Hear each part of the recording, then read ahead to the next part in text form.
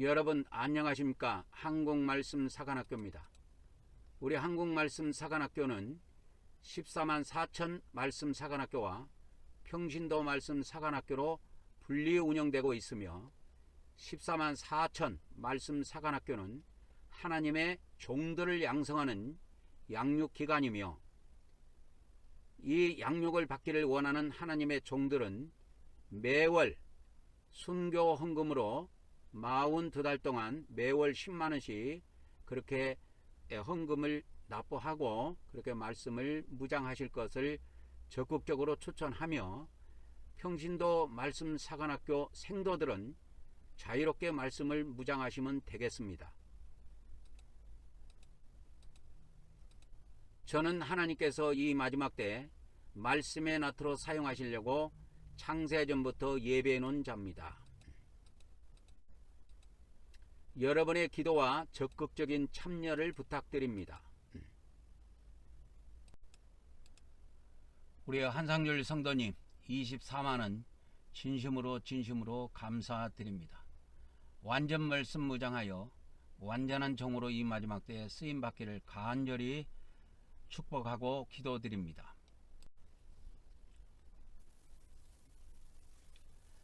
성부 하나님, 성자 하나님, 성령 하나님, 오늘 이 시간에도 우리 성삼위 하나님께서 이 말씀을 듣는 모든 자들에게 우리 성부 하나님의 은총과 성자 하나님의 은혜와 또 성령 하나님의 은사를 풍성하게 부어주셔서 오늘 또 전해지는 이 말씀이 잘 깨달아지게 하시고 잘 심겨져서 30배, 60배, 100배의 결실을 거둘 수 있도록 복을 베풀어 주시옵소서. 이 시간에도 모든 시종을 성삼위 하나님께 의탁하옵고 우리 주 예수님의 이름으로 기도 올려옵나이다. 아멘, 아멘, 아멘. 오늘은 사간생도 말씀 묵상 제79회가 되겠습니다. 오늘은 제79회가 되겠습니다. 저는 하나님께서 이 마지막 때 말씀의 나트로 사용하시려고 창세전부터 예배해 놓은 자입니다. 마음이 온유한 자는 더 많은 진리를 받아 믿음과 행위로 구원받아 천국에 들어가지만 마음이 강팍한 자는 더 이상의 진리를 받지 못하고 믿음으로만 구원받는다는 거짓 교리에 빠져 그는 지옥에 던져지게 될 것입니다. 예수님께서 이런 말씀을 하신 적이 있지요.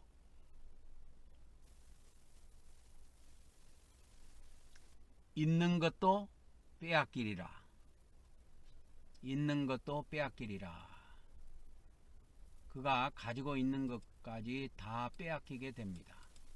그것이 마음이 강팍한 자들은 결국 가지고 있는 진리까지도 결국은 무용지물이 되고 다 모든 것이 빼앗겨서 그들에게는 영적인 복이 주어지지 않습니다.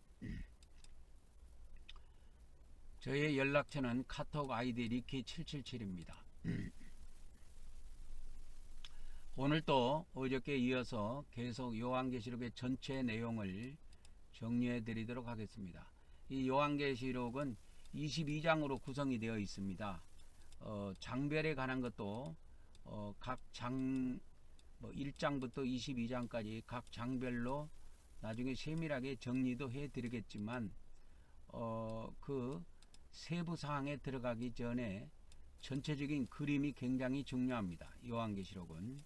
그래서 전체적인 흐름이나 전체적인 내용 정리가 잘 되면은 각 장에 대한 것도 쉽게 이해할 수가 있습니다.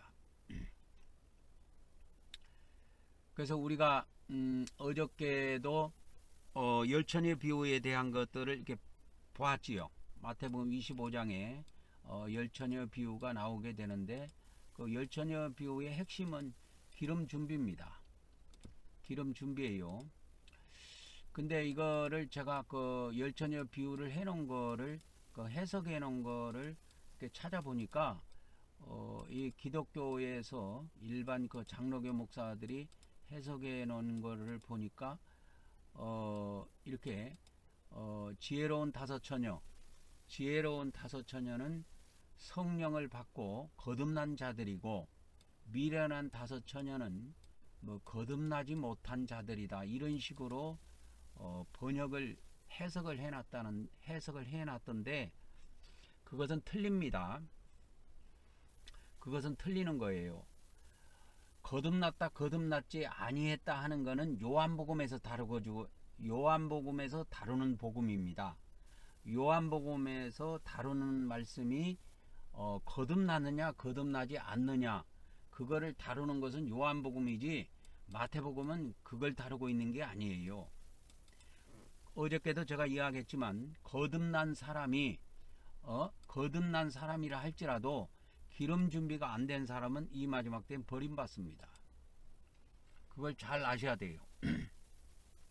그래서 마태복음, 마가복음, 누가복음은 이 공간복음이라고 부르는데 이 공간복음에서의 이 기름 준비는 요한복음에서 말하는 성령으로 거듭났느냐 거듭났지 않았느냐 그걸 다루는 문제가 아닙니다.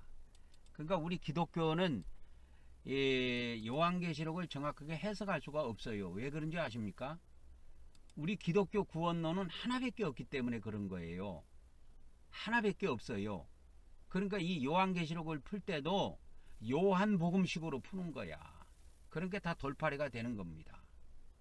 그래서 이 요한계시록은 요한복음하고 달라요. 요한복음하고 요한계시록은 완전히 다른 겁니다. 완전히 다른 말씀이다 이거요. 그러니까 요한복음은 은혜로 구원받는 것을 이렇게 다루고 있고 요한계시록은 공의로 구원받는 것을 다루고 있습니다. 그것이 근본적인 차이점이에요. 그러니까 우리 기독교는 이런 비밀을 몰라요. 왜 모르느냐? 이런 것을 가르쳐주는 신학 자체가 없어요. 이런 거를 가르쳐주는 신학 자체가 없습니다. 그렇기 때문에 목회하면서 뭐 나름 뭐 이 책도 뒤져보고 저 책도 뒤져보고 해가지고 나름 공부해서 가르치는 거지. 이 요한복음이 요한계시록하고 어떤 차이가 있는가 라는 것을 똑바로 가르쳐 준 데가 없어요. 그러니까 제가 어저께 그 열처녀 비유에 대한 이 기름 준비 이 준비 기간 종말 시대 이 마지막 때에 준비 기간이 필요하다. 이 준비 기간 동안에 기름이 준비가 돼야 된다. 어저께 이 말씀을 드렸는데 그래서 제가 한번 찾아봤어요.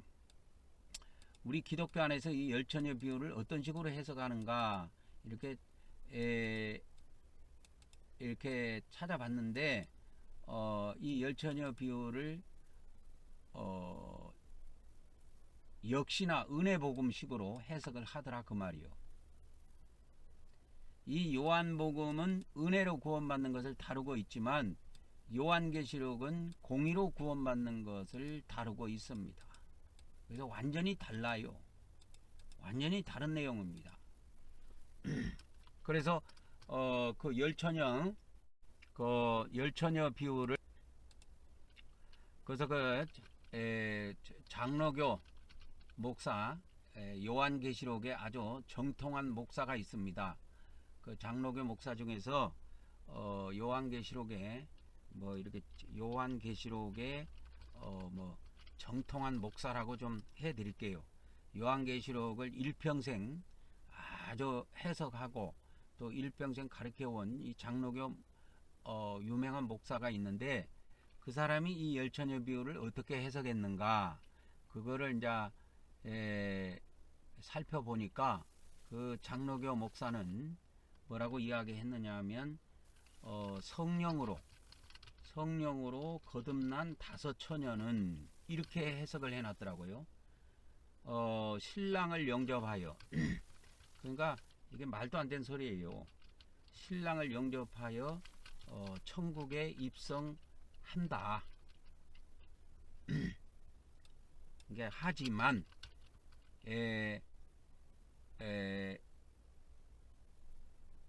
하지만 성령으로 거듭나지 못한 다섯 처녀는 바깥 어두운 곳으로 쫓겨나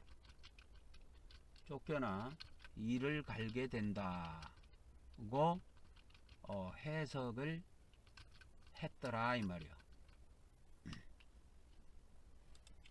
그러니까 이게 우리 기독교의 폐단점인데, 지혜로운 다섯 처녀를 성령으로 거듭난 사람으로 해석을 했고, 또 미련한 다섯 처녀를 성령으로 거듭나지 못한 자로 이렇게 해석을 했습니다. 이건 다 거짓말이에요. 거짓말이고 이 해석이 전혀 맞지 않습니다. 이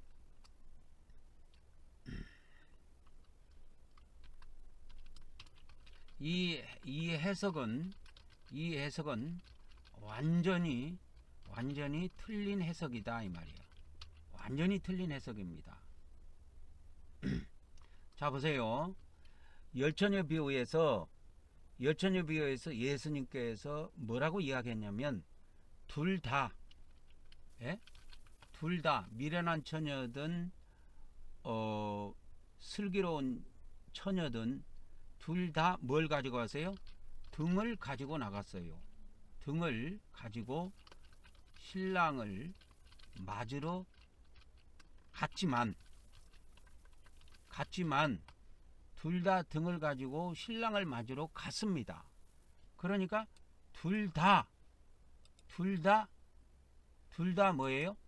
둘 다 신랑을 맞으러 갔어요. 그러니까 둘 다 신분이 똑같아요.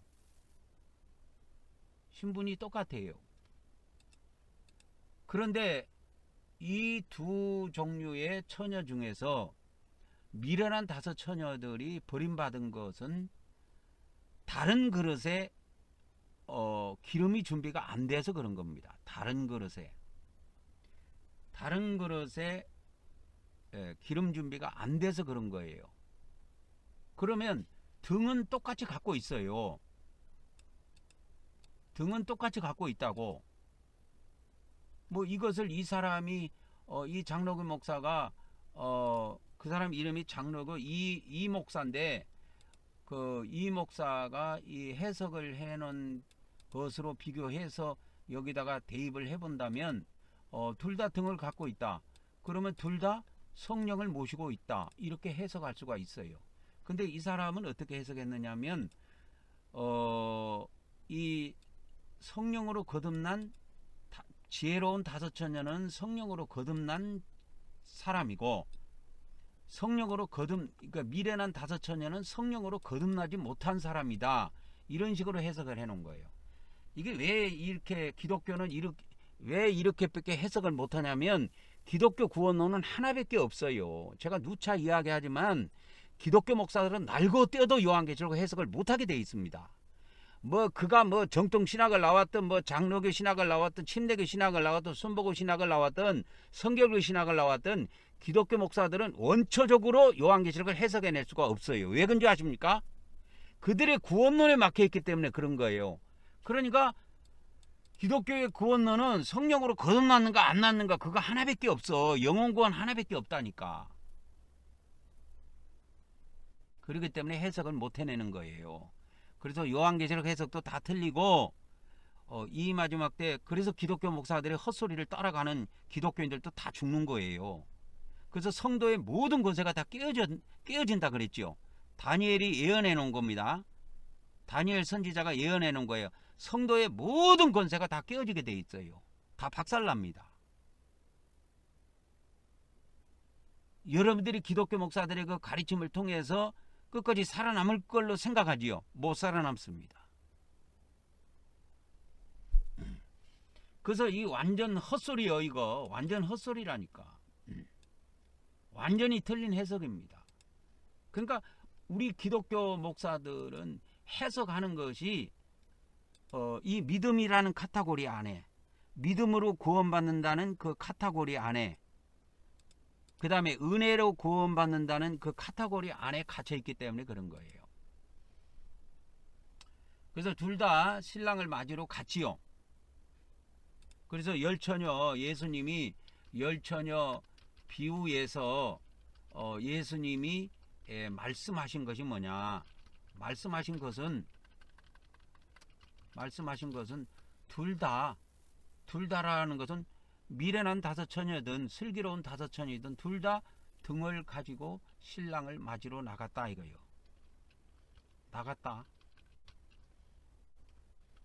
나갔다는 사실이다 이거요.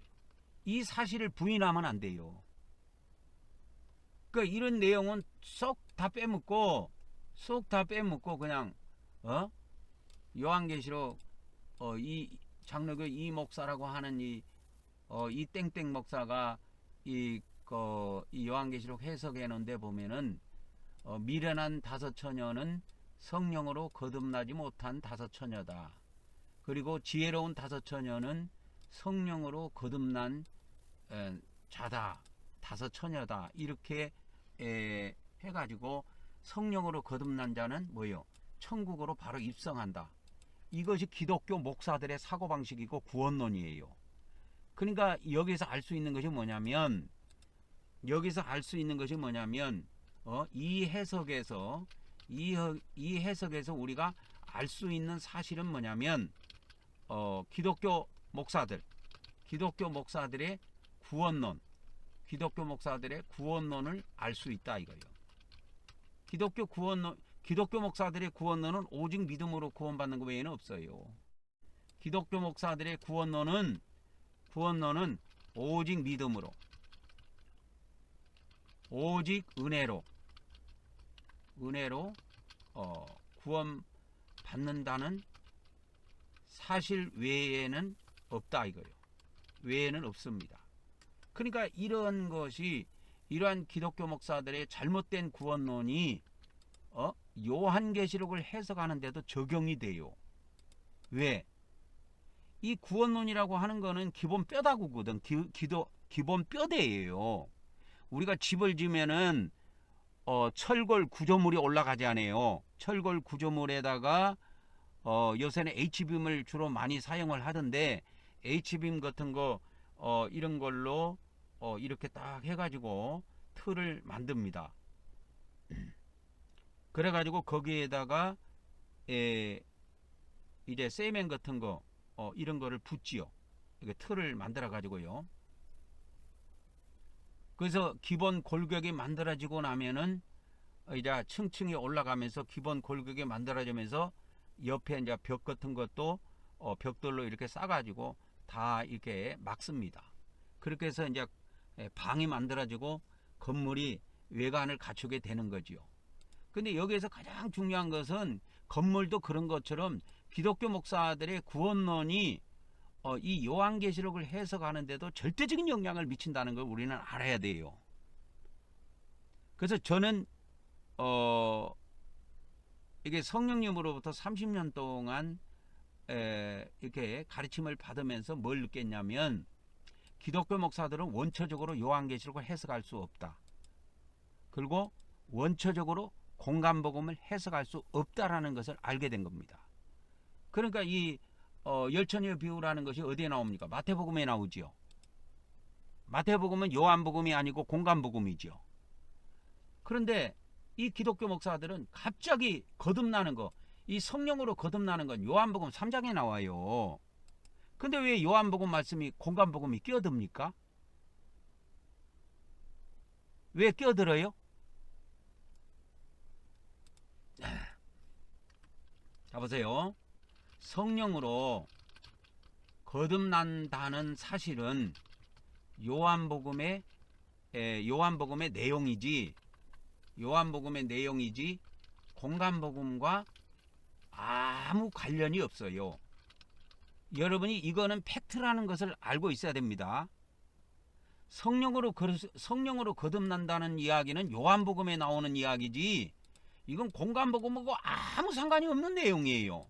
근데 왜 이 마태복음 25장의 열처녀의 비유에 왜 장로교 이 요한계시록의 정통한 요한계시록에 정통하고 있다고 수많은 기독교 목사들을 모아가지고 요한계시록을 가리키는 이 장로교 이 목사가 왜 그의 책에는 성령 이 뭐 마태복음 25장의 열처녀 비유에서 지혜로운 다섯 처녀를 왜 성령으로 거듭난 사람으로 해석을 했을까요?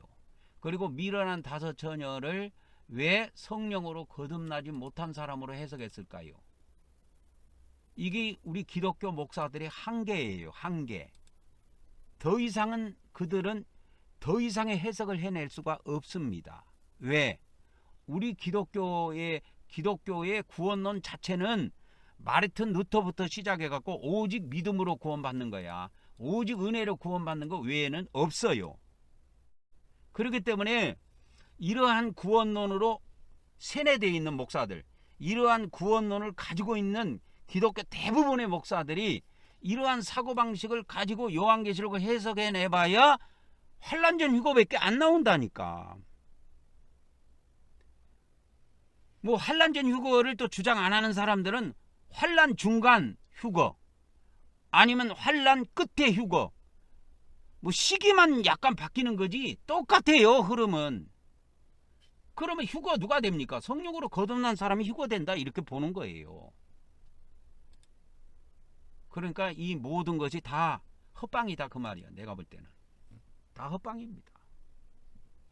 이게 기독교 목사들이 날고 뛴다고 해도 이 장로교 이 목사라고 하는 이 요한계시록의 정통한 목사라고 하는 이 목사가 있는데 이 사람이 요한계시록 세미나를 할 때 10여 년 전에 내가 한번 가봤어요. 한번 가봤어. 그러니까 뭐 요한계시록 뭐 책을 해석해 와가지고 그걸 책을 만들어 가지고 책도 판매를 하면서 이거를 해석을 하더라고. 그래서 내가 어저께 말씀에 요한계시록 해석 중에서 열처녀 비유가 나갔기 때문에 이 목사는 요한계시록을 해석하는 데 있어서 열처녀를 어떻게 해석했을까 궁금해서 오늘 책을 한번 뒤져보니까 이렇게 딱 해석을 해놓은 거야. 이거 그 사람 책에 있는 거 그대로 내가 타이핑한 겁니다. 그러니까 열처녀 비유에서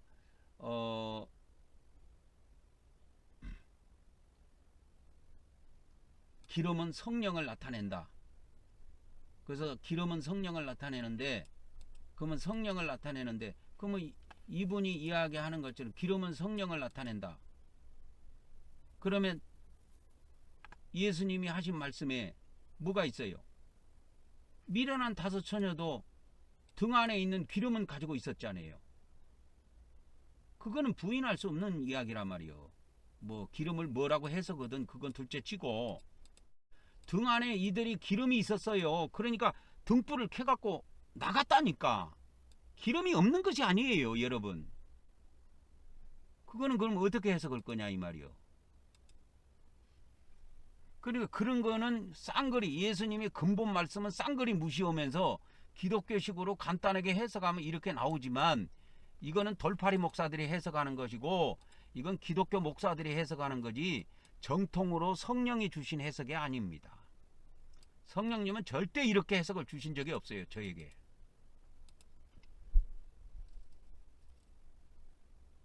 그래서 뭐 일반 기독교 무슨 목사들이나 기독교인들은 이 양반이 뭐 평생 요한계시록을 연구하고 또 요한계시록을 가르치고 했으니까 이 사람이 지어놓은 요한계시록 책들을 많은 목사들이 사서 읽어본 걸로 나도 알고 있는데 거기에 보니까 오늘 낮에 보니까 이렇게 돼 있더라고. 미련한 다섯 처녀는 성령으로 거듭나지 못한 다섯 처녀다. 그러면 지혜로운 다섯 처녀는 뭐냐? 성령으로 거듭난 다섯 처녀다. 그러면 성령으로 거듭난 다섯 처녀는 신랑을 영접하여 천국에 입성한다. 그리고 성령으로 거듭나지 못한 다섯 처녀는 바깥 어두운 곳에 쫓겨나 이를 갈게 된다. 이렇게 이야기했어요. 이렇게 해석을 해놨습니다. 이게 여러분 이 해석이 맞을 것 같지요? 이게 어떻게 보면 맞을 것 같지만 이게 전부 다 엉터리입니다. 왜 우리 기독교는 요한계시록을 해석할 수 없는지 아십니까? 우리 기독교 목사들은 근본적으로 요한계시록을 해석하면 안 돼요. 요한계시록을 해석하려고 해도 안 되고, 요한계시록을 또 해석한다고 공고를 해도 안 되고, 우리 기독교는 원래 요한계시록을 해석할 수 없는 위치에 있어요. 왜 그러냐면은 해석하는 사람들이 있기는 있지만 그들의 구원론 자체가 요한계시록을 해석하면 안 되도록 돼 있어요. 왜?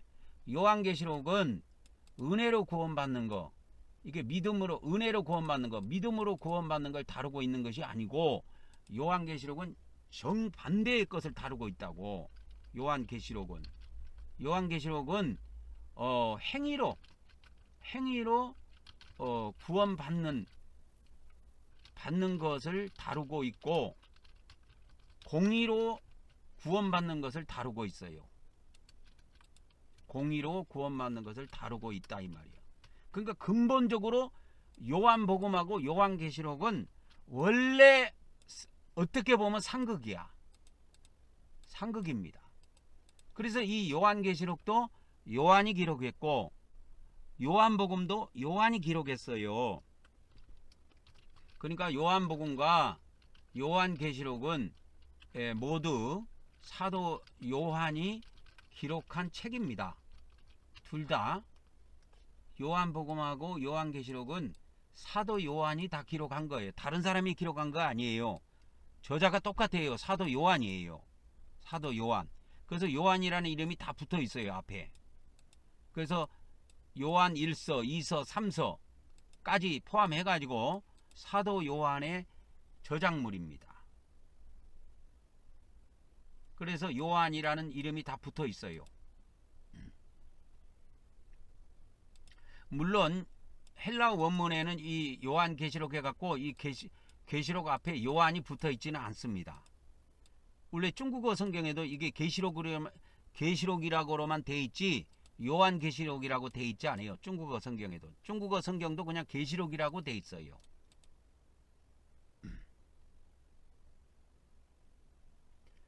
근데 어찌됐든 간에 이 요한복음이나 요한계시록은 사도 요한이 기록한 저작물이 맞습니다. 그렇게 해서 우리나라 성경에는 요한복음, 요한계시록에서 요한의 이름이 딱 붙어 있어요. 그러니까 여러분, 이 사복음서 중에서요, 이걸 잘 하셔야 됩니다. 여러분, 사복음서가 뭐가 있습니까? 요한복음, 그 다음에 마태복음, 마가복음, 누가복음 이렇게 돼 있지요. 예? 사복음서 중에서 예수님의 제자는 한 명밖에 없어요. 사도 요한밖에 없어요. 사도 요한하고 마태. 그러니까 예수님 사복음서 중에서 예수님 제자는 요한과 마태다 이게요. 마가하고 누가는 예수님이 제자가 아니에요. 뭐 예수님의 12제자에 이게 들어있지 않아요. 뭐 완전히 예수님이 제자가 아니라고는 말을 못하지만, 뭐 예수님이 제자기는 예수님이 제자라고는 할 수는 있지만 예수님의 이 12제자 범위 안에는 못 들어옵니다. 이 사복음서를 기록한 사람이 요한복음이 요한복음과 마태복음, 이 요한하고 마태만 예수님의 제자고 마가하고 누가는 예수님의 제자가 아니에요. 예수님이 12제자 목록에 들어있지 않습니다.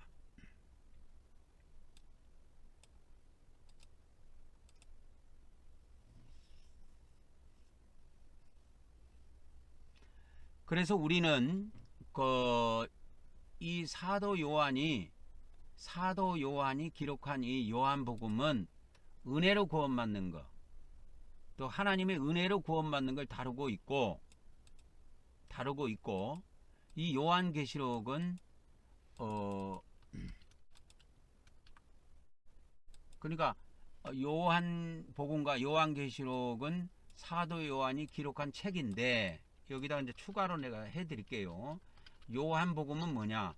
요한복음은 은혜로 구원받는 거, 구원받는 것을 다루고 있고, 요한계시록은 완전 달라요. 요한계시록은 공의로 구원받는 걸 다루고 있습니다. 구원받는 것을 다룬다 이거예요. 그래서 전 지구상의 인간들을 하나님의 공의로 심판해요.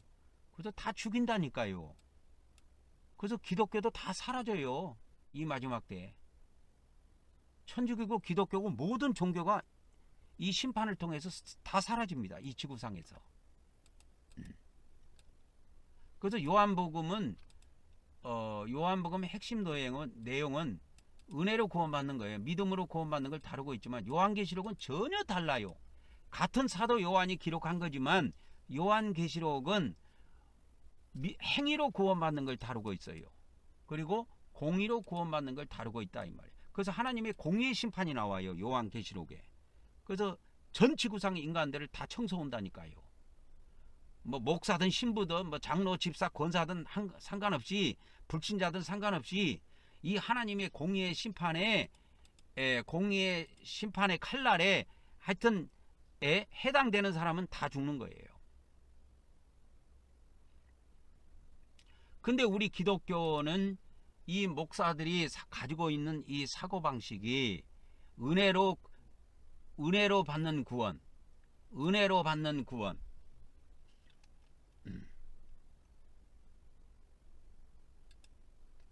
그래서 이제 가로 두 번째, 세 번째,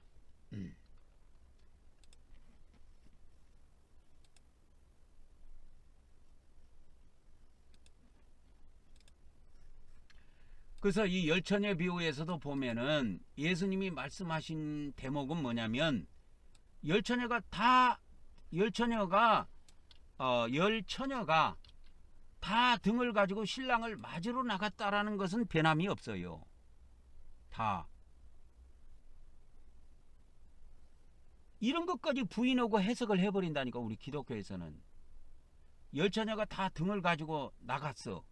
누구를 맞으러 나가냐? 신랑을 맞으러 나갔다니까. 열처녀가 다 등불을 켜고 나갔어요. 마태복음 25장에 보면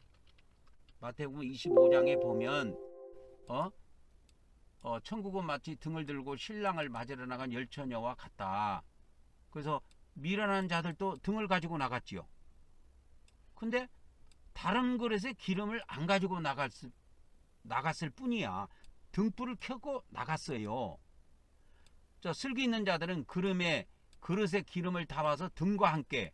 그러니까 이 슬기 있는 자들, 지혜로운 자들의 차이점이 뭐냐면 등도 가지고 나갔지만은 다른 그릇에 기름을 담아갖고 가지고 나간 거예요. 그러니까 여분의 기름이 있어. 근데 여기서 공이 똑같은 것은 뭐냐면 미련한 자든 슬기 있는 자든 다 공이 등불을 들고 나갔다. 등불을 들고 나갔다 이거요. 그래서 이제 신랑이로다 맞으러 나오라. 그러니까 처녀들이 다 일어나 갖고 이제 등을 준비합니다. 그래서 등불을 준비하는데 미련한 자들이 가만히 보니까 자기들은 여분의 기름이 없어. 그냥 등불만 들고 나왔기 때문에. 그러니까 이거 등불을 계속 밝히고 있으니 이 등불 안에 있는 기름이 있기는 있지만 이 등불이 꺼져간다 그 말이요. 꺼져간다는 겁니다. 등불이 꺼져가요. 그러니까 슬기 있는 자들에게, 지혜로운 자들에게, 야 너희들 그 그릇 그릇에 있는 기름 좀 우리에게 좀 나눠줘라. 그러니까 이 슬기 있는 자들이 냉정하게 딱 거절해버려요. 만일에 우리가 너희들에게 이 기름을 빌려주면 우리와 너희가 다 쓰기에 부족할까 하노라. 차라리 파는 자들에게 가서 너희 쓸 것을 사라. 그래서 파는 자들이 있다라는 걸 알려줘요. 이 파는 자들이 이 기름이 감람류인데, 감람류를 파는 자들이 요한계시록에는 두 증인으로 나와요. 이 두 증인이 두 감람나무라고 어저께 제가 말씀을 드렸지요. 그러니까 이때는 너무 늦다는 거예요. 그러니까 예수님이 여기서 말씀하시고 싶은 것은 뭐냐면 때의 중요성을 알려주는 겁니다. 깨어있는 자와 잠자는 자의 차이점을 알려주고 있는 거예요. 그래서 미련한 다섯 처녀가 기름을 사러 갔어요? 안 사러 갔어요? 사러 갔어요. 사러 갔어요. 사러 간 사이에 신랑이 오신 거야. 그래서 혼인잔치에 들어가 버린 거야.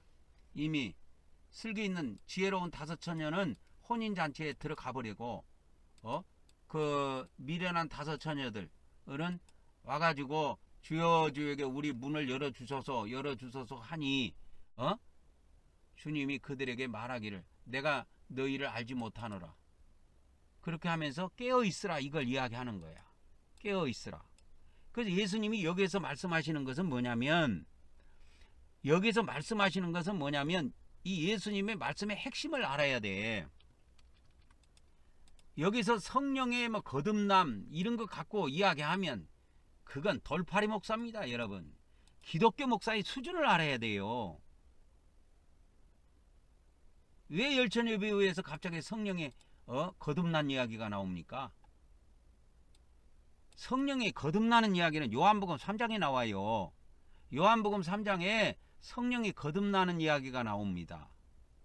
그러니까 요한복음은 성령의 거듭남을 다루고 있어요. 그러나 이 마태복음에서는 성령의 거듭남을 다루고 있는 것이 아니고 깨어 있었느냐 깨어 있지 않았느냐 이걸 다루고 있는 거야. 그래서 열 처녀 중에서 지혜로운 다섯 처녀가 신랑을 맞아서 신랑과 함께 혼인잔치에 들어갔다 하는 거는 제가 이 앞전에도 이야기했지만 깨어있는 자에 대한 보상이에요. 여러분 지금 우리 대한민국이 어서 윤석열 대통령이 계엄을 선포한 이후부터 해가지고 이 대통령 지금 직무도 완전히 정지된 상태고 이렇게 지금 나라가 어수선한 상태에 있는 이런 상황인데도 불구하고 이 마지막 때 깨어서 말씀을 무장하고 있다는 사람이 있다면 그럼 복받은 사람 아닙니까?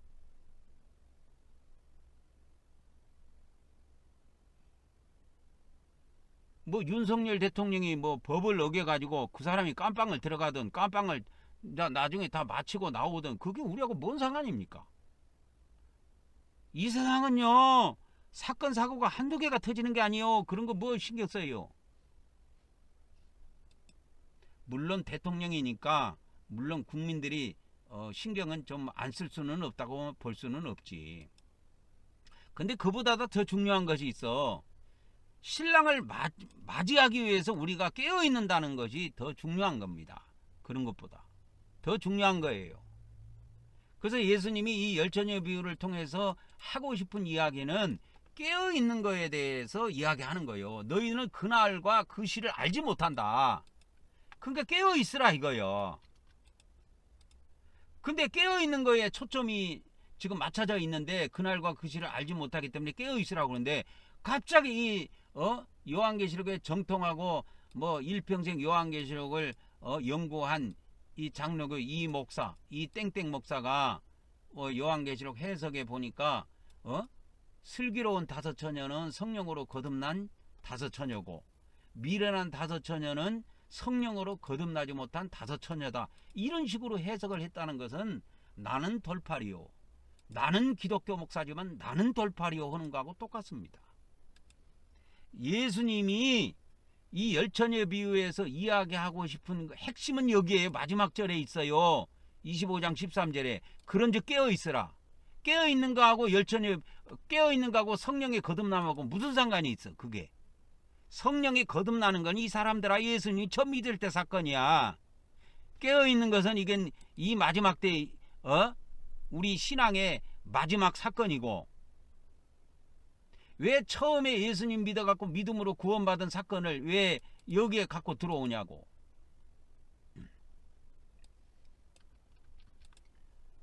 그래서 어저께도 이야기했지만 이 깨어있으라 깨어있으라 이것이 마태복음 24장 24장 42절에 이 말씀이 나온다 그랬지요. 깨어있으라 어느 날에 너희 주가 임할는지 너희가 알지 못한다. 그러면서 이것이 쭉 가다가 뭐가 나와요? 그래서 이 마지막 때에 충성되고 지혜 있는 종이 누구냐? 충성되고 지혜 있는 종에 대해서 이야기하다가 열처녀 비유가 나온 거예요. 깨어 있으라. 그래서 너희 주가 언제 임할지 너희는 그날과 그때를 알지 못한다. 그러니까 깨어 있으라 하는 거예요. 그러면 이 깨어 있는 것이 어떤 것을 이야기하냐? 마태복음 24장 42절에 보면은 마태복음 24장 42절 그 이하에 보면은 너희도 아는 바와 같이 집주인이 도덕의 어느 시각에 올 줄로 알았다면 깨어 있어 그 집을 뚫지 못하게 하였으리라. 그러므로 너희도 준비하고 있으라. 생각하지 않는 때 인자가 오리라. 그러면서 충성되고 지혜 있는 종이 되어 그 집 사람들을 맡아 때를 따라 양식을 나눠줄 자가 누구냐? 이거 이야기하는 거예요. 그래서 깨어있는 거에 대한 비밀을 예수님이 여기서 알려줍니다. 착하고 충성된 종. 그래서 이 열처녀 다 하나님의 종이에요. 하나님의 종입니다. 열처녀 다 하나님의 종인데 이 종을 둘로 나눈 거예요. 예수님은 착하고 충성된 종이 있고 불충성하고 좀 미련한 종이 있다. 그러면 착하고 충성된 종은 뭐냐면 때를 따라서 그 양식을 사람들한테 계속 공급해 준다. 그래서 하나님의 말씀을 계속 이 마지막 때에 관련된 이 요한계시록의 말씀이나 공간복음의 말씀이나 또 구약의 선지서 예언서의 말씀이나 이런 것들 이렇게 해서 이 말씀들을 때를 따라서 계속 그 말씀을 무장을 하고 이렇게 말씀을 추구하는 사람들은 복받은 자들이다 이거요. 그렇게 그 이야기를 하면서 이 지혜 있는 종에 대해서 이야기를 합니다. 그래서 지혜 있는 종에 대해서 이야기한 것이 열처녀 비유고 충성된 종에 대해서 이야기하는 것이 달란트 비유예요. 그래서 이 충성되고 지혜 있는 종이 지금 여기에서는 하나로 이렇게 나오지만 충성되고 지혜 있는 종에 대한 비유가 이게 둘로 나눠져요.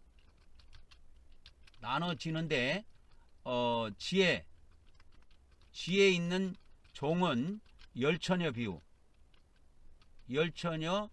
비유에 나타나고 그 다음에 충성된 종은 달란트 비유에 나옵니다. 달란트 비유에 나타난다 이거예요. 그래서 이 충성되고 지혜 있는 종에 대한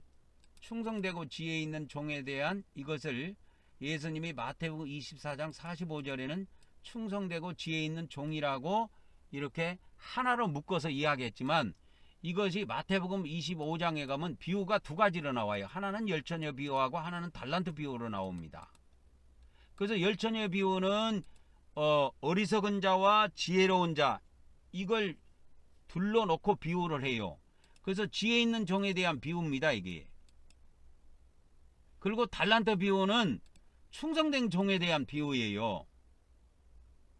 그래서 이것도 둘 다 천국 비유입니다. 열처녀 비유도 천국 비유고 달란트 비유도 천국 비유예요. 그래서 이제 마태복음 25장 이제 14절부터 보면은 어떤 사람이 해가지고 우리 개정 성경에는 이 천국이 빠져 있는데 원래 이게 헬라 원문에는 천국이 들어 있어요. 그래서 킹제임스 마태복음 25장 14절에 보면 하늘 왕국은 천국은 마치 먼 나라로 여행하면서 자기 종들을 불러 그들에게 자기 재산을 맡긴 어떤 사람과 같다.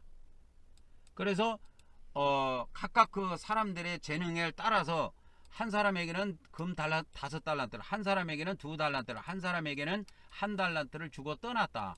어떤 사람이 자기 주인이 그 종들에게 이렇게 달란트를 주고 떠난 거예요. 그렇게 해서 이렇게 이제 각각 달란트를 받아가고 그걸로 이제 장사를 합니다. 그래서 5달란트 받은 사람은 5달란트를 더 남겨요. 그래서 10달란트가 된 거지요. 그 다음 2달란트 받은 사람도 그걸로 장사해 가지고 2달란트를 더 법니다. 그러니까 이제 4달란트가 된 거지요. 근데 이 1달란트 받은 자만 이거를 장사를 안 하고 가서 땅에다가 파서 묻어버린 거야. 그래갖고 그 돈을 감춰 둔 겁니다. 그래서 이제 오랜 후에 그 종들의 그 주인이 와가지고 이걸 결산을 합니다. 그래서 여기에 예수님이 뭐라고 말씀하시냐? 그 주인이 뭐라고 이야기해? 잘하였도다 착하고 충성된 종아. 여기서 지혜로운 종아 이렇게 말하지 않고 충성된 종아 이렇게 이야기해요. 이 비유를 통해서 알 수가 있다니까. 이 비유를 통해서 여기에 뭐라고 나와요? 착하고 충성된 종아 이렇게 나오죠. 그 여기에서 이 달란트 비유가 충성된 종에 대한 비유라는 것을 알 수가 있습니다. 달란트 비유가 이 달란트 비유가 충성된 종에 대한 비유라는 걸 알 수가 있어요. 그러면 이 충성된 종이 있는가 하면 불충성한 종이 있을 거 아니요. 그건 이제 한 달러 받은 사람이에요. 그래서 이제 쭉 가다 보면 2달란트 받은 자도 착하고 충성된 종아 이 이야기를 듣습니다. 2달란트 받은 자도 이 이야기를 듣습니다. 그래서 마태복음 25장 23절에 보면 2달란트 받은 자도 착하고 충성된 종아 이 말씀을 들어요. 그런데 이제 가다 보면 1달란트 받은 자가 나와서 이걸 이야기해요. 주인이여 당신은 굳은 사람이라 심지 않은 데서 거두고 해치지 않은 데서 모으는 줄을 내가 알았으므로 내가 두려워해 당신의 달란트를 땅에 감춰두었나이다. 그러니까 뭐라 그래요? 이 1달란트 받은 자에게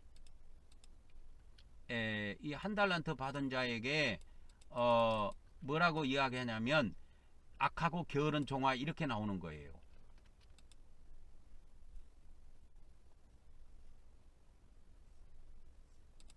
그래서 여기에는 불충성한 종에 대한 비유. 그래서 달란트 비유는 충성된 종과 불충성한 종에 대한 것을 둘러 나눠서 비유해 준 겁니다. 그러나 이 열처녀의 비유는 충성에 관한 것을 다루고 있는 문제가 아니고 충성에 대한 이 충성이라고 하는 것은 직분하고 관련이 있어요. 그래서 이 충성에 관련된 것은 이 달란트 비유고, 그래서 이 1달란트 받은 종은 불충성한 종, 게으른 종에 대한 비유라는 것을 알 수가 있습니다. 우리가. 그래서 악하고 게으른 종아 이렇게 나오지요. 그래서 이렇게 쭉 해서 그래서 마태복음 25장 29절에 보면 무릇 있는 자는 받아 풍족하게 되고 없는 자는 그 있는 것까지 다 빼앗겨 버리는 거예요. 있는 것까지 다 빼앗깁니다. 아까 내가 오늘 말씀 서두에 이 말씀을 드렸죠. 마음이 강팍한 자들은 말씀을 받지 못하고 있는 것까지 다 빼앗긴다고. 그래서 이 1달란트 받은 자는 한 달란트 받은 자는 있는 것까지 다 빼앗겨 버립니다. 그래서 아무것도 없게 되는 거예요. 그래서 없는 자가 됩니다. 없는 자. 있는 자가 있고 없는 자가 있어요. 있는 자가 있고 없는 자가 있다 이거예요.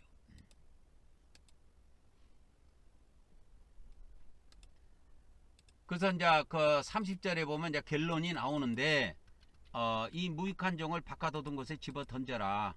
그래서 이 무익한 종이 바꿔두던 곳에 던져져서 바꿔두던 곳에 내가 쫓겨서 슬피 열매 이를 가는 역사가 있습니다.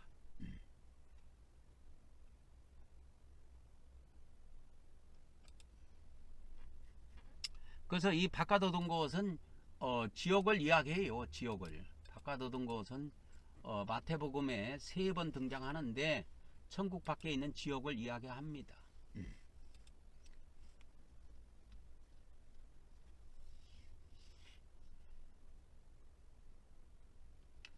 그래서 예수님께서는 마태복음 24장 45절에 충성되고 지혜 있는 종을 이야기를 하면서 충성되고 지혜 있는 종이 되어 가지고 이 마지막 때 집사람들을 맡아 가지고, 여기서 집사람들이라고 하는 것은 하나님의 사람들이에요.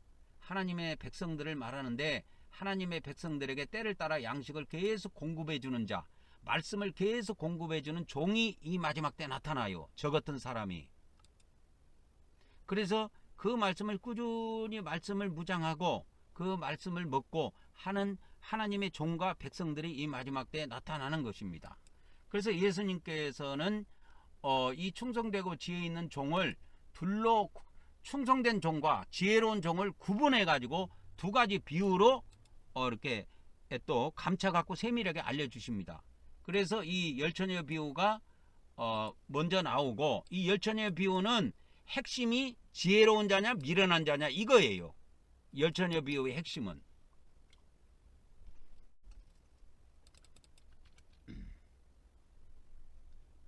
그래서 여기에다가 이제 한번 가져가 봅시다. 네 번째로 한번 봅시다. 네 번째로. 그래서 이 열처녀 비유는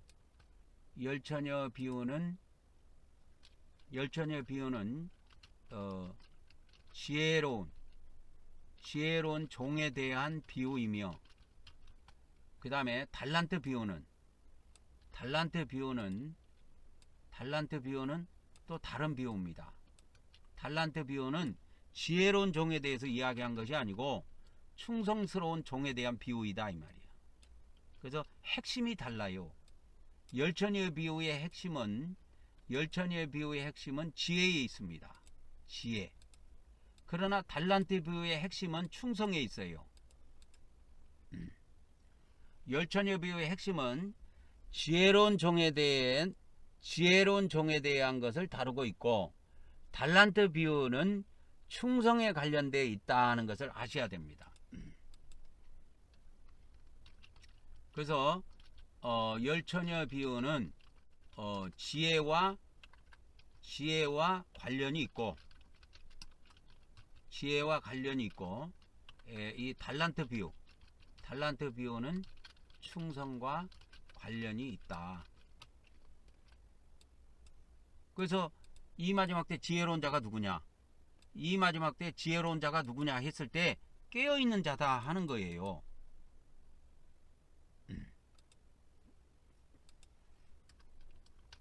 그래서 이 마지막 때 그러면 지혜 있는 자가 누구냐?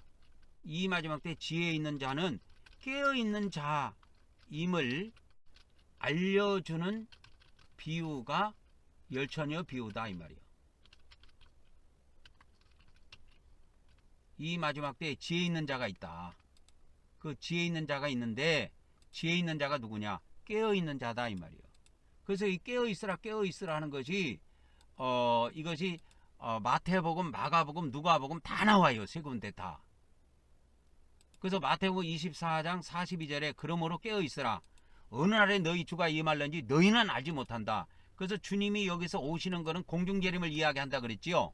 공중 강림을 이야기하는 겁니다. 그래서 예수님이 공중에 강림하시는 것은 깨어있는 자에 대한 보상을 주기 위해서 공중에 강림하시는 거예요. 그래서 지상재림은 뭐냐면 지상에 있는 인간들을 싹 청소하기 위해서 오시는 거예요. 심판하기 위해서. 그래서 산자에 대한 심판입니다. 지상재림은 산자에 대한 심판자로 오시는 거예요. 심판자로 오시는 것인데, 그러나 공중재림은 예수님이 심판자로 오시는 것이 아니고 신랑으로 오세요.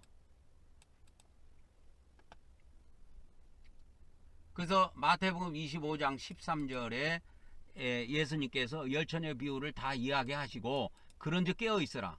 너희는 그 날과 그 때를 알지 못하느니라 이렇게 말씀하신 거예요.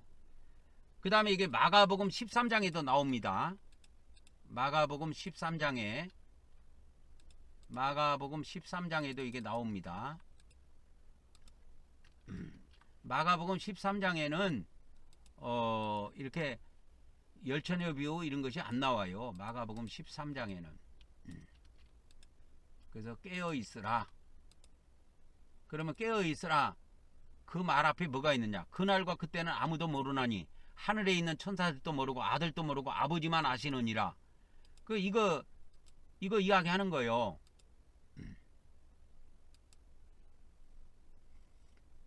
그러면서 예수님께서 무화과나무 비유를 이렇게 말씀을 하십니다. 무화과나무 비유를 말씀을 하세요. 그래서 무화과나무 비유를 배워라.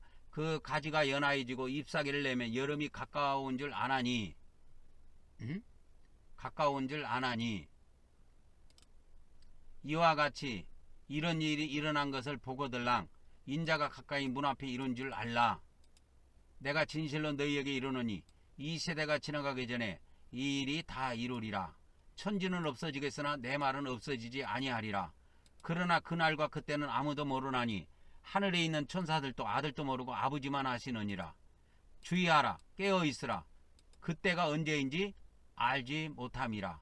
그래서 알지 못하기 때문에 깨어있으라고 하는 거예요.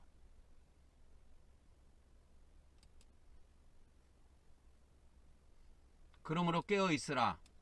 집주인이 언제 올런지, 혹 저물 때일런지, 밤중일런지, 닭이 울 때일런지, 새벽일지 너희가 알지 못함이라. 그가 호련히 와서 너희가 자는 것을 보지 않도록 하라. 깨어있으라. 내가 너희에게 하는 이 말은 모든 사람에게 하는 말이니라. 그래서 모든 우리 믿는 자들에게 깨어있을 것을 말씀하신 겁니다.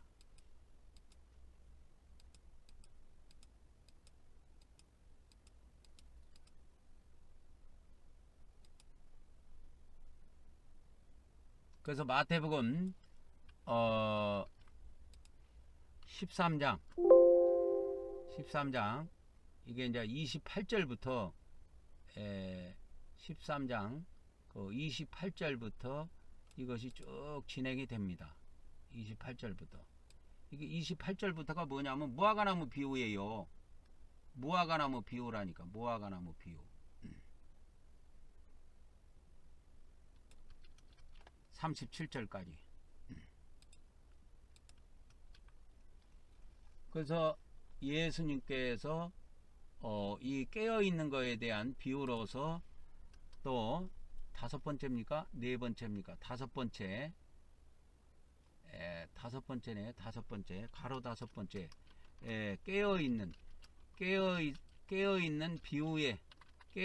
비유로 무화과나무 비유를 배우라고 한 겁니다. 깨어있는 비유로 무화과나무 비유를 배우라고 예수님이 말씀하셨다 이거예요. 그래서 이제 마가복음 13장 28절, 이게 마태복음 24장에도 나옵니다. 무화과나무 비유를 배우라. 가지가 연하여지고 잎사귀를 내면 여름이 가까운 줄 아나니. 29절에 보면은 이와 같이 너희도 이런 일이 일어난 것을 보거든 인자가 가까이 있고 문 앞에 이른 줄 알라. 13장 30절에 내가 진실로 너희에게 이르노니 이 세대가 지나가기 전에 이 일이 다 이루리라. 마가복음 13장 31절 천지는 없어지겠으나 내 말은 없어지지 아니하리라. 32절에 그러나 그날과 그때는 아무도 모르나니 하늘에 있는 천사들도 아들도 모르고 아버지만 아시느니라. 그러면 마가복음 13장 33절 주의하라, 깨어있으라. 여기에 이제 깨어있으라가 나오지요. 그때, 그러니까 예수님이 오시는 그때, 예수님이 공중에 재림하는 그때를 아무도 모른다 이거예요.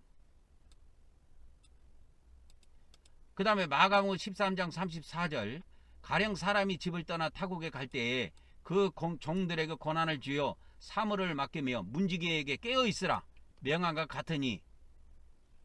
35절에 그러므로 너희도 깨어있으라 이 말이요. 집주인이 언제 올런지, 혹 저물 때일런지, 밤중일런지, 닭 울 때일런지, 새벽일런지 너희가 알지 못함이라. 36절에 그가 호련히 와서 너희가 자는 것을 보지 않도록 하라. 37절에 깨어있으라. 여기 깨어있으라가 반복되지요. 내가 너희에게 하는 이 말은 모든 사람들에게 하는 말이니라 하시니라. 우리 모든 믿는 자들에게 이걸 하신 말씀이에요. 그래서 깨어있는 거에 대한 비유로서 무화과나무 비유가 있고 또 열처녀 비유가 있습니다. 그래서 이 마지막 때는 굉장히 중요한 것이 뭐냐면 이 깨어 있는 거예요. 제가 이제 그 도표를 가지고 와 보도록 하겠습니다. 이 도표, 이거 어디로 가버렸어? 이거 도표, 이 도표를 한번 가지고 와 보겠습니다. 요 밑으로 가져와서 또 설명을 좀 해 드리도록 하겠습니다. 그래서 우리가 이제 이 마지막 때 신앙생활 하는데 이 준비 기간에 아까 그 기름을 준비해야 된다 그랬잖아요.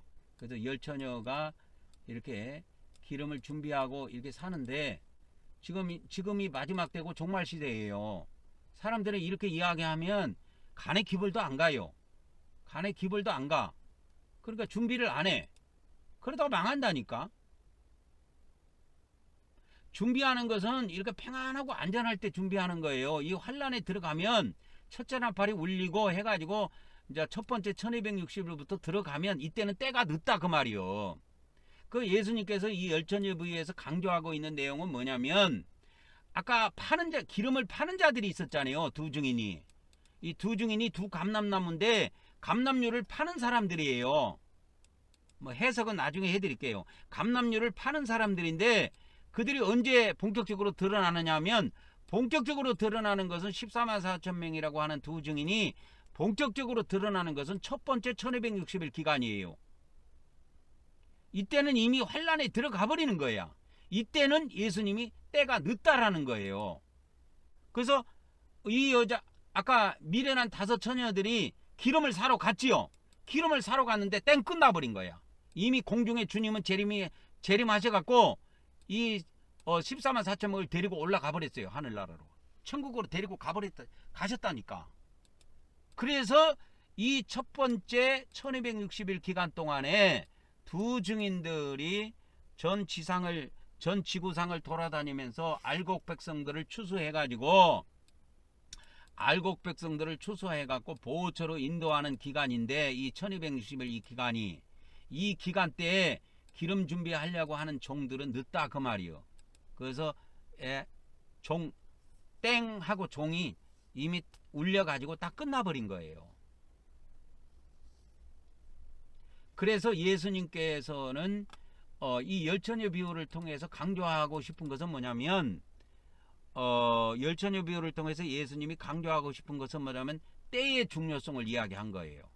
깨어있으라 이 말은 아까 뭐 어느 때에 일런지 언제 올런지 그걸 모른다는 거 아닙니까? 그래서 때의 중요성을 이야기하는 거예요. 그래서 너희들은 평안하고 안전하다 할 이때에 기름 준비를 하라는 겁니다. 그것이 가장 지혜로운 거예요. 그러니까 지금 대한민국 정치가 어떻게 돌아가든지 뭐 윤석열이가 뭐 깜빵에를 들어가든지 깜빵에를 나오든지 그런 데 신경 쓰지 말고 이렇게 말씀 무장해갖고 기름 준비하라 그 말이요. 그런 거 아무 시잘데기 없어요.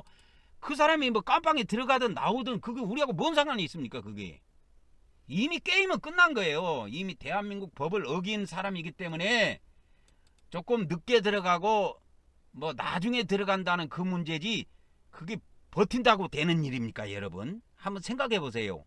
범죄자가요 여러분 대한민국 법이 살아요. 대한민국에 멸망해갖고 없어지면 모를까? 대한민국 법이 헌법이 존재하고 법률이 존재하는데 대한민국 법을 어겼는데 그 법을 어기고도 깜빵을 안 가고 버티고 있는다?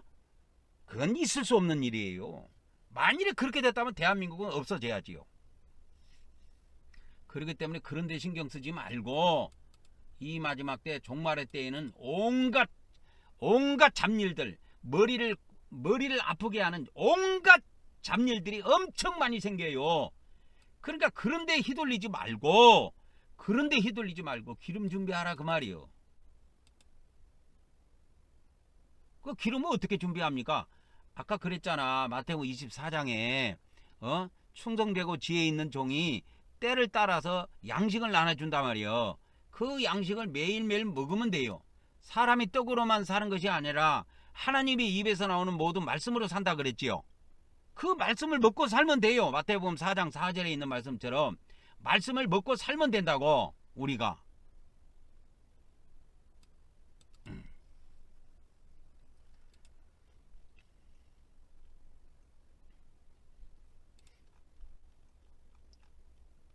그래서 깨어있는 비유로 무화과나무 비유를 말씀을 하셨습니다. 예수님께서는 이 무화과나무 비유를 또 이야기하자면 많은 시간이 또 걸립니다. 그러니까 이거는 뭐 다음에 또 시간이 있으면 또 이야기하도록 하고, 오늘은 열처녀와 달란트 비유에 대한 그거를 좀 말씀을 드렸습니다.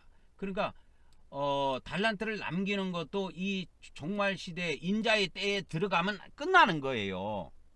인자의 때는 정확하게 성경에 계시가 돼 있어요. 그래서 1260일이 두 번 중복이 되는데 첫 번째 1260일이 있고 두 번째 1260일이 있어요. 그래서 도합 2520일인데 이 기간 안에 들어가면 끝나는 거예요. 그러니까 준비는 그때 하는 것이 아니고 준비는 이 1260일 이전에 하는 것이다 라는 걸 알아야 됩니다. 엄청나게 중요한 겁니다. 자, 여섯 번째, 가로 여섯 번째입니다.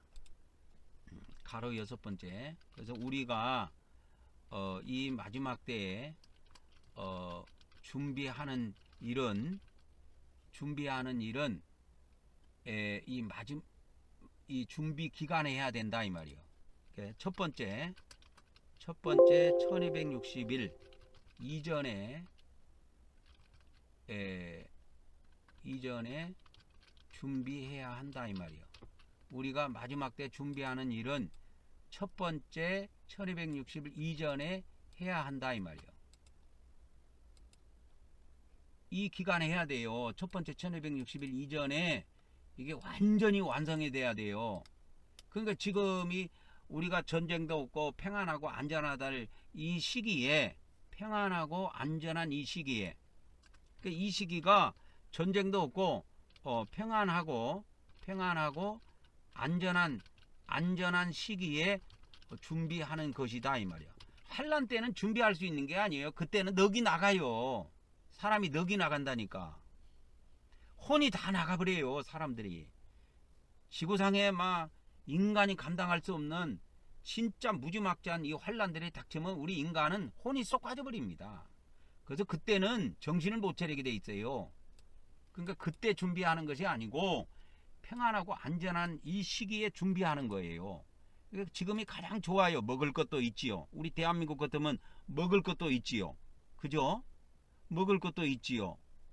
뭐 시키면 뭐 택배로 시키면 뭐 그 다음날 뭐 딱딱 갖다 주지요. 그러니까 뭐 하나 부족함이 없는 대한민국이야. 이렇게 평안하고 안전하다 이 시기에 다른 데 신경 쓰지 말고, 다른 데 신경 쓰지 말고, 다른 것에 신경 쓰지 말고, 말씀 무장하는데 신경 쓰라 이거요. 말씀 무장하는 게 중요한 거예요. 사람이 떡으로만 사는 것이 아니라 하나님이 입에서 나오는 모든 말씀으로 사는 거예요. 마태복음 4장 4절에 있는 말씀처럼.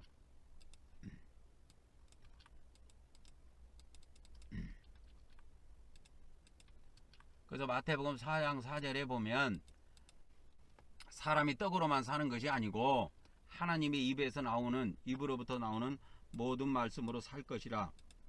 그래서 사람은 매일매일 말씀을 먹고 살아야 돼요. 하나님 말씀을 먹고 살아야 된다고. 그래서 충성되고 지혜로운 종이 매일매일 공급해 주는 양식을 먹고 살라 이거요. 먹고 살라 이 말이요. 충성되고 지혜 있는 종이 이 마지막 때 매일매일 양식을 여러분들한테 나눠줍니다. 그럼 그거 먹고 살면 돼요. 그리고 배고프면 또 밥 먹으면 되고.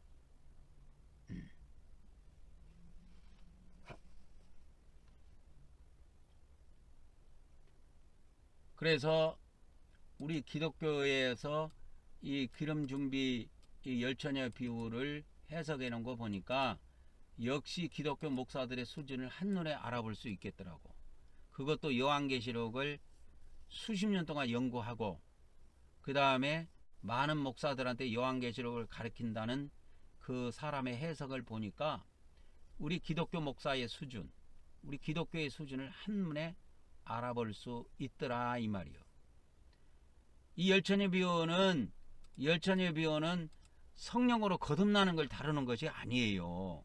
성령으로 거듭나는 것을 다루는 것은 요한복음이고, 이 열처녀비유에서는 이 예수님이 말씀하시는 것은 핵심이 뭐냐, 영의 구원을 다루는 것이 아니고 혼의 구원을 다루는 거예요. 그래서 그릇도 다른 그릇이 있어요.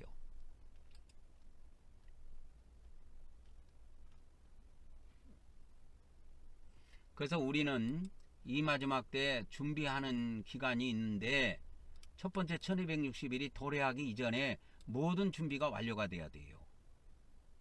이미 환란 들어가 가지고 이 첫째 나팔부터가 이제 울리게 되면, 계시록 8장에 첫째 나팔부터 울리게 되면 1260일이 들어가게 되는데, 어떤 사람들은 뭐 첫째 인을 뗄 때부터 뭐 7년 대환란이 들어간다고 그렇게 이야기하는데, 첫째 인을 뗄 때 하는 것이 아니고 첫째 인을 뗄 때도 이게 준비 기간에 들어가요.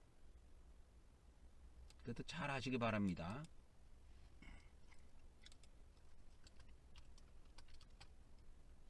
그래서 일곱인으로 봉한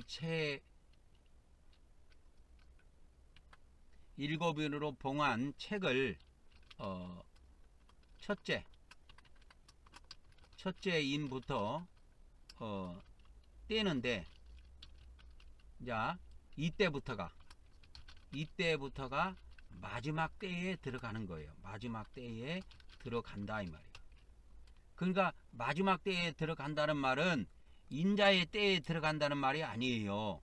인자의 때에 들어가 보면 이미 다 게임 끝난 상태야.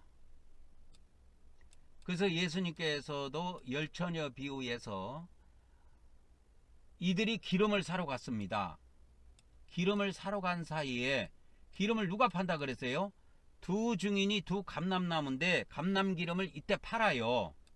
그건 이제 제가 비유로 이야기하는 겁니다. 해석은 나중에 해드릴게요. 그래서 이 두 감람나무라고 하는 두 증인들이 이 감람류를 파는데, 이 기름을 언제 파느냐? 첫 번째 1260일 기간에 팔아요. 그러니까 이때 기름을 사러 가면 늦다니까요. 예수님이 열처녀 비유에서 이야기한 핵심은 이거예요. 그때 사러 갔을 때 예수님이 오신 거야. 신랑이 오신 거야. 그때 거듭나고 안 거듭나고 그런 문제가 아니라니까, 이 돌팔이들아.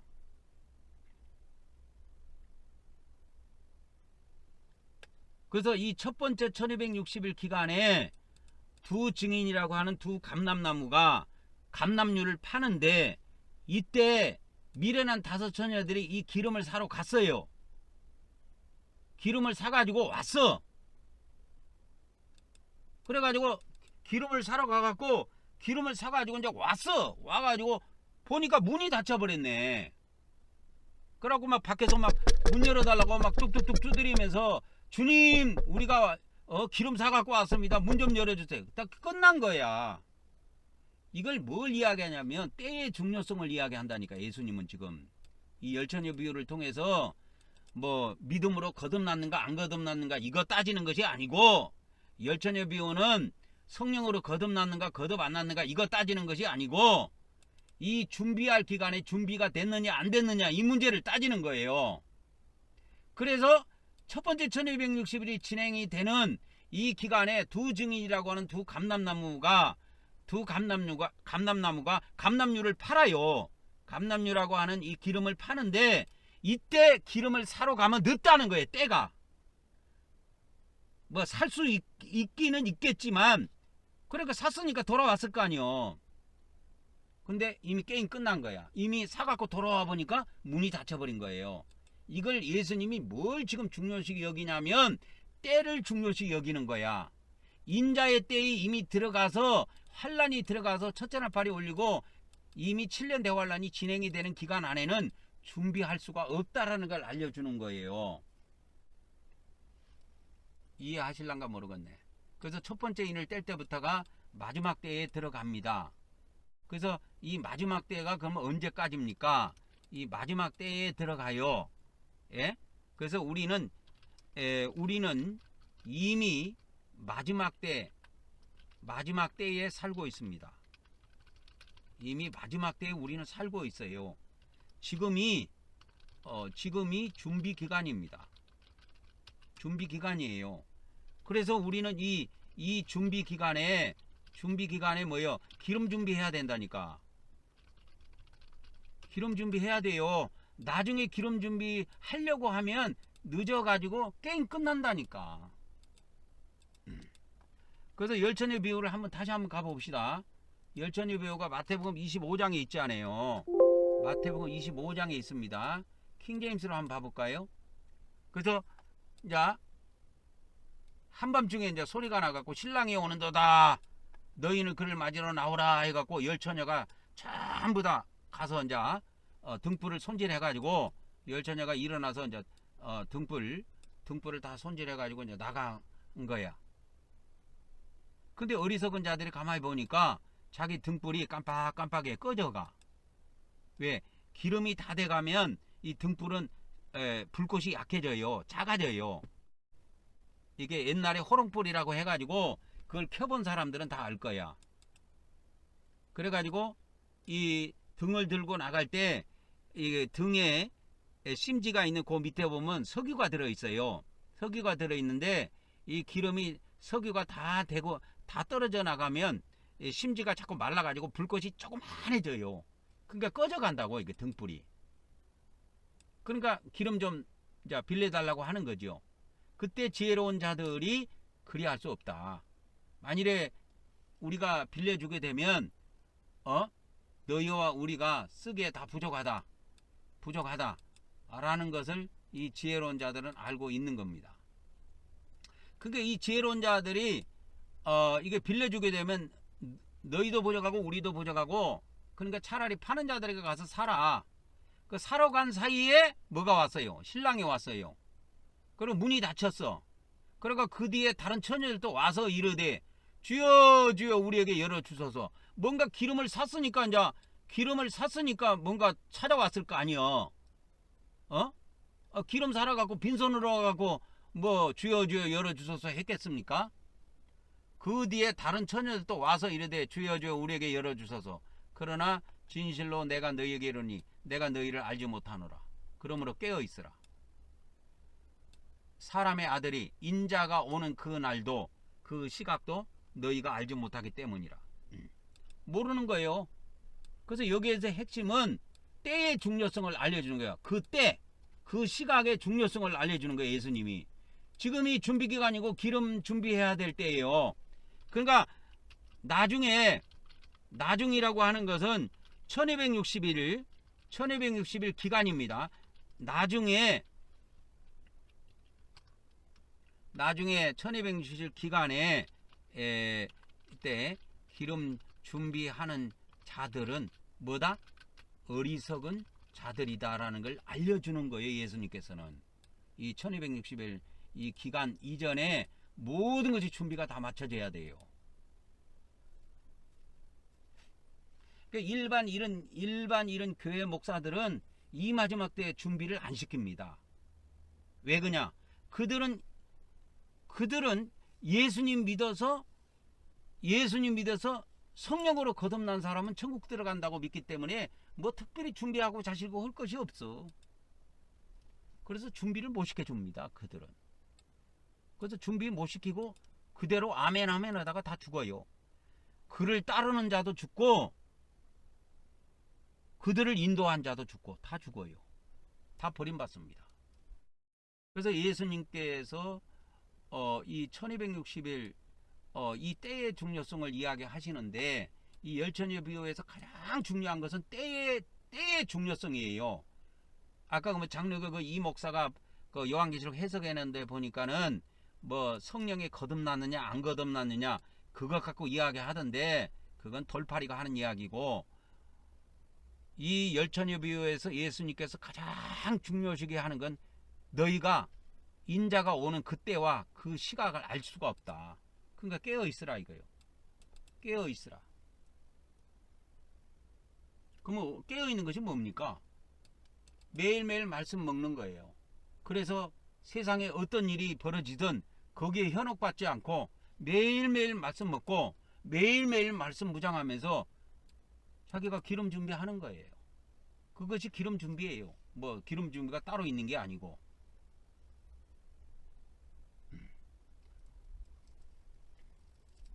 그래서 기름 준비가 따로 있는 것이 아니다. 매일매일 말씀 먹고 깨어서 기도하고 이 말씀으로 무장하면 준비가 되는 겁니다.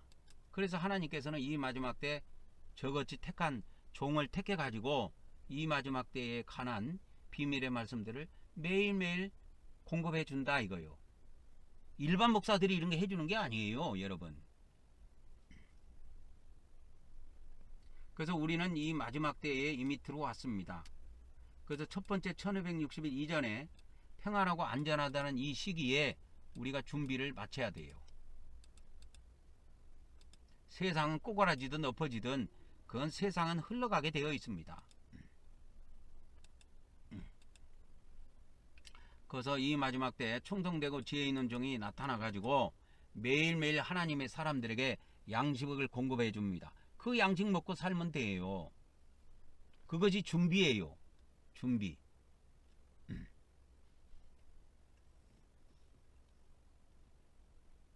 그래서 7인으로 봉한 책 첫 번째 인을 떼는 그때부터 시작해서 이 마지막 때가 들어갑니다.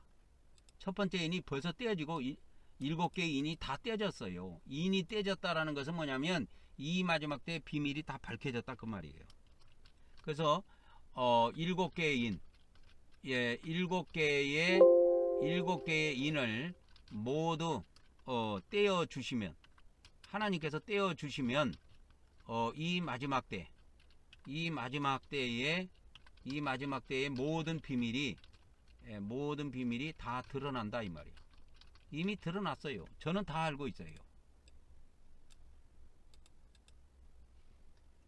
이게 준비 기간이라니까요.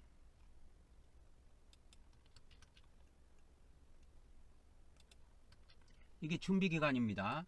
지금이 준비 기간이요. 그래서 7인을 여기다가 제가 써놨지요. 7인.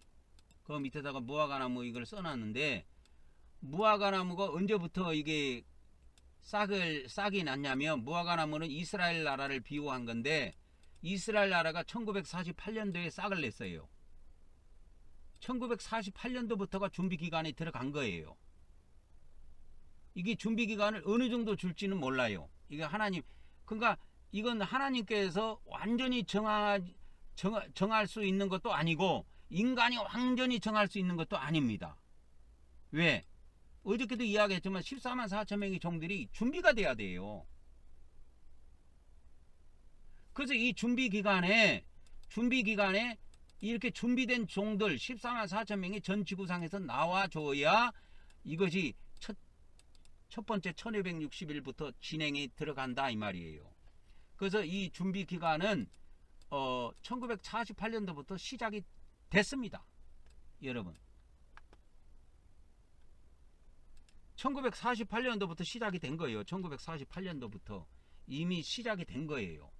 1948년도부터 준비 기간은 더 이상 이제는 미룰 수 있는 것이 아니에요. 이 무화과나무 비유에서 예수님께서 이 무화과나무 비유가 마태복음, 마가복음, 누가복음, 공간복음 세 군데 다 나오는데 요한복음은 안 나옵니다. 이런 거. 왜 그러냐면 요한복음은 은혜로 받는 구원이고 공간복음은 공의로 받는 구원을 다루고 있어요.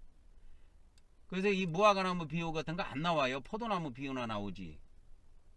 그래서 무화과나무 비유는 뭐냐면 이스라엘 나라를 상징해요.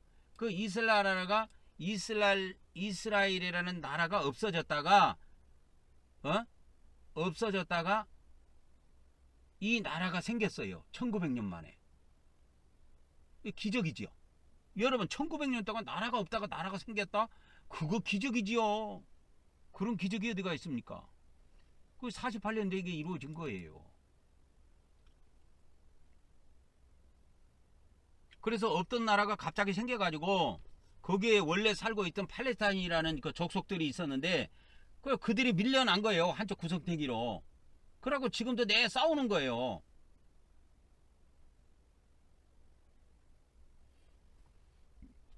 그래서 우리는 지금 준비기간에 들어왔는데 그 준비기간은 언제부터 시작한 겁니까? 1948년도부터 2차 세계대전이 끝난 그때부터 이미 준비기간에 들어와 버린 거예요.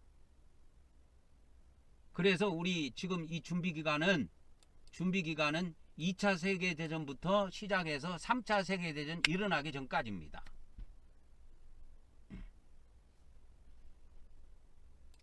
그 기간이 준비기간이에요. 그래서 머뭇기는 사람들은 다 멸망합니다. 그래서 오늘 또 많은 말씀들이 나왔는데 오늘 요까지 하고 다음 시간에 또 이어서 합시다. 내일 또 하나님께서 우리에게 또 다음에도 하나님께서 우리에게 시간을 주시지 않겠습니까? 내일 뭐 지구가 끝나겠습니까? 그래서 우리는 이 준비기간에 기름 준비를 착실히 해야 된다. 이미 첫 번째 1260일 인자의 때에 들어가서 준비를 하려고 하는 자는 어리석은 자다. 준비는 평안하고 안전하다 할 이때에 준비를 하는 것이다. 그렇게 하고 오늘 말씀을 마치도록 하겠습니다.